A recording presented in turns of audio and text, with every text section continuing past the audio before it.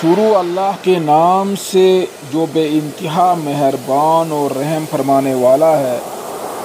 ہم نے نوح کو اس کی قوم کی طرف بھیجا اس ہدایت کے ساتھ کہ اپنی قوم کے لوگوں کو خبردار کر دے قبل اس کے کہ ان پر ایک دردناک عذاب آئے۔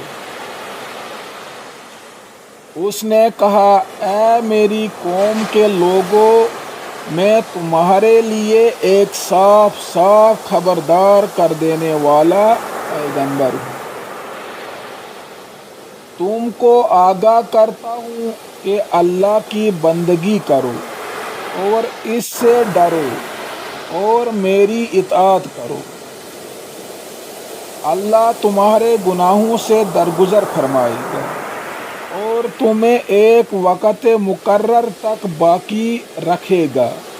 حقیقت یہ ہے کہ اللہ کا مقرر کیا ہوا وقت جب آ جاتا ہے تو پھر ٹالا نہیں جاتا۔ کاش تمہیں اس کا علم ہوتا۔ اس نے عرض کیا، اے میرے رب، میں نے اپنی قوم کے لوگوں کو شب و روز پکارا، مگر میری پکار نے ان کے فرار ہی میں اضافہ کیا، اور جب بھی میں نے ان کو بلایا تاکہ تو انہیں معاف کر دے، انہوں نے کانوں میں انگلیاں ٹھونس لیں اور اپنے کپڑوں سے منہ ڈھانپ لیے اور اپنی روش پر اڑ گئے اور بڑا تکبر کیا۔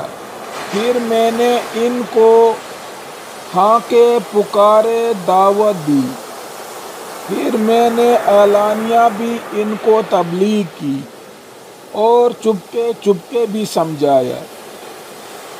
میں نے کہا، اپنے رب سے معافی مانگو، بے شک وہ معاف کرنے والا ہے۔ وہ تم پر آسمان سے خوب بارشیں برسائے گا، تمہیں مال اور اولاد سے نواز دے گا، تمہارے لیے باغ پیدا کرے گا اور تمہارے لیے نہریں جاری کر دے گا۔ تمہیں کیا ہو گیا ہے کہ اللہ کے لیے تم کسی وقار کی توقع نہیں رکھتے، حالانکہ اس نے طرح طرح سے تمہیں بنایا ہے؟ کیا دیکھتے نہیں ہو کہ اللہ نے کس طرح 7 آسمان تہ بر تہ بنائے اور ان میں چاند کو نور اور سورج کو چراغ بنایا، اور اللہ نے تم کو زمین سے عجیب طرح اگایا، پھر وہ تمہیں اسی زمین میں واپس لے جائے گا اور اس سے یکایک تم کو نکال کھڑا کرے گا، اور اللہ نے زمین کو تمہارے لیے فرش کی طرح بچھا دیا ہے تاکہ تم اس کے اندر کھلے راستوں میں چلو۔ صدق اللہ المولانا العظیم وصدق رسولہ من الشاہدین والشاکرین والحمد للہ رب العالمین۔